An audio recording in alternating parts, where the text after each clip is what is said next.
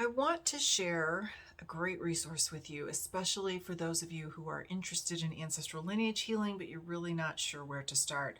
Or maybe you're worried that it's a little bit too woo-woo crazy for you and you're just not sure. There is a really great book called The Emotional Inheritance. It's a therapist, her patients, and the legacy of trauma by Galit Atlas. And this book is a really quick read. Honestly, it is one of the best introductory books to ancestral lineage healing and therapy that I've read. And I've read a lot of these different books. I've been studying inherited trauma for a long time, taking a lot of different classes so that I can help my clients, both my military research clients, my genealogy clients, and those just interested in ancestral lineage healing. Now, one of the great things about this book is she has a lot of different case studies that come from different clients, where she's outlining what the client showed up for and what, as they began to unravel the past of the client, where those hidden family history gems are, where the hidden traumas are, where these clients are living out the unprocessed, undigested trauma of their parents, their grandparents, their great-grandparents, and so forth. There was so much in this book that resonated with me because I've been focused on my own personal and ancestral healing for over a decade at this point. And it's sometimes a little scary, I guess you could say, when you have these different thoughts or these different feelings come up and you're just like, I don't even know where that came from.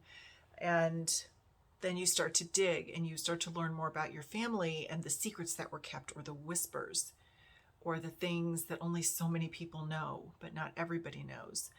And you start to realize, wow, as you connect the dots, yeah, this isn't mine. This belonged to that person. Now, how can I heal it and release it? Whether it's with a professional therapist, with somebody like me who's an energy healer, or somebody else. A couple of the things that I want to share that really impacted me from this book. She talks about identification with a parent or grandparent, some other ancestor, where we are reliving the trauma that they went through, the life experiences that they had. And at what point can we separate from that and not feel guilty about it? Because a lot of us come into these bodies with the mission of being the family healer. And a lot of us, just to survive, will take on the pain of our parents so that we can heal them, or try to heal them, or try to make them happy, or try to fill a void. It's like an unconscious thing that we do.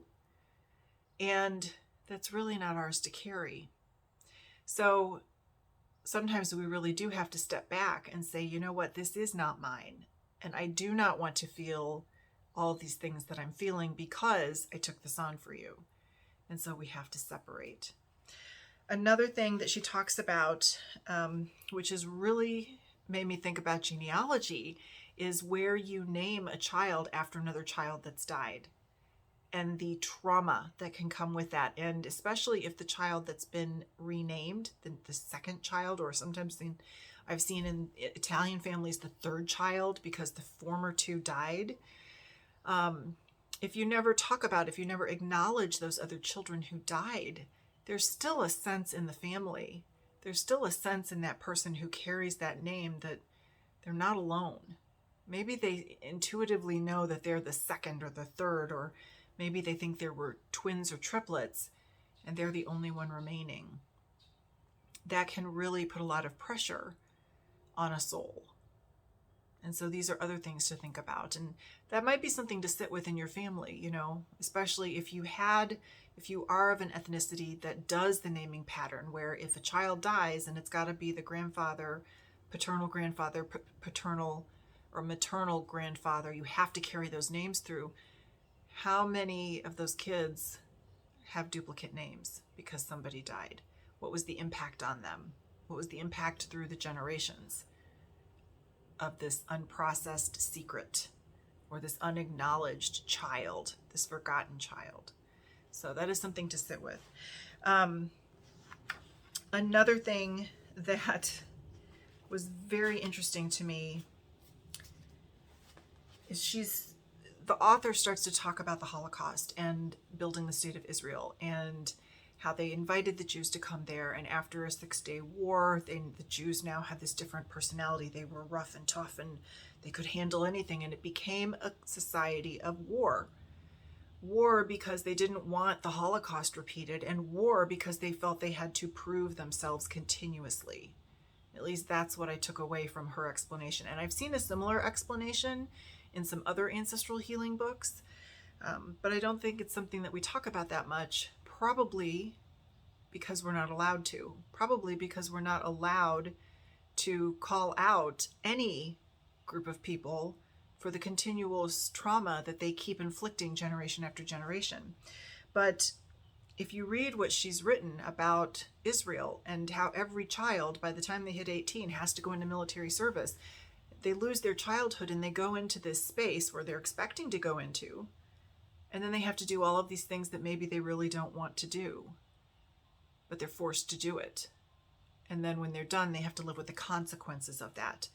And because it is every single generation, they are always living in a state of PTSD. They're always living in a state of trauma that cannot get digested and processed because it's like normal.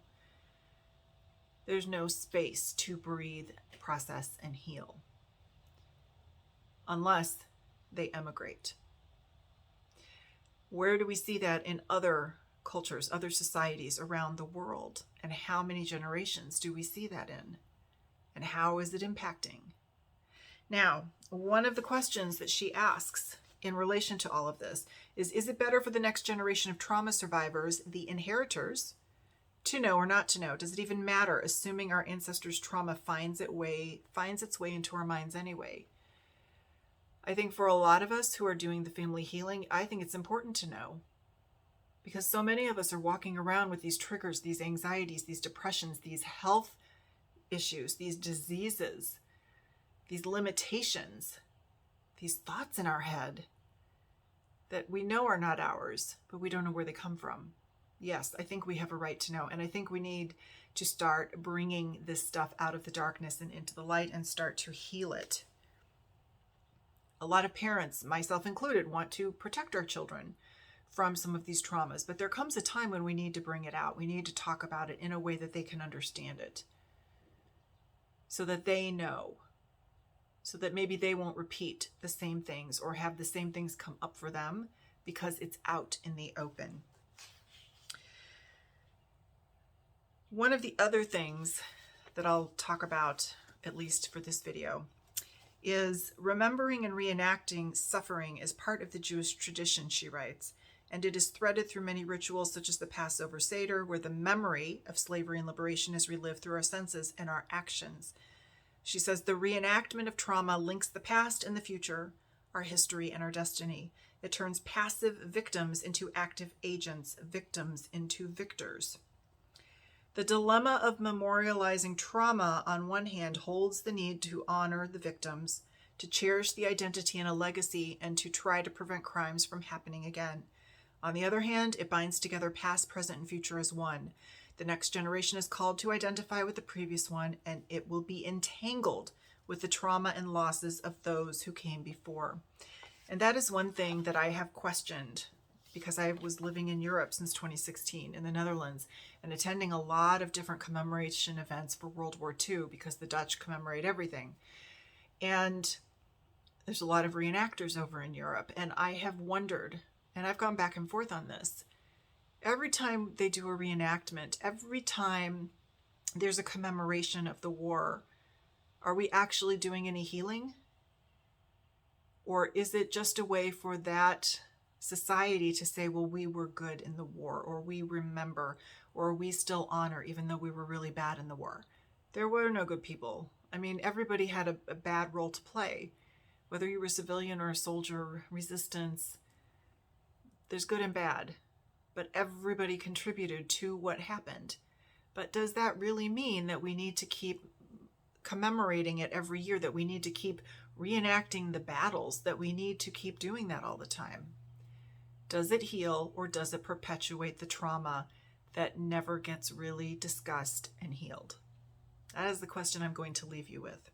I would invite you to read Emotional Inheritance and let me know what you think about it.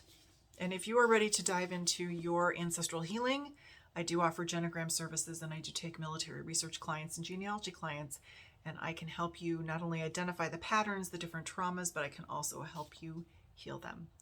Information will be in the link with this video. Bye.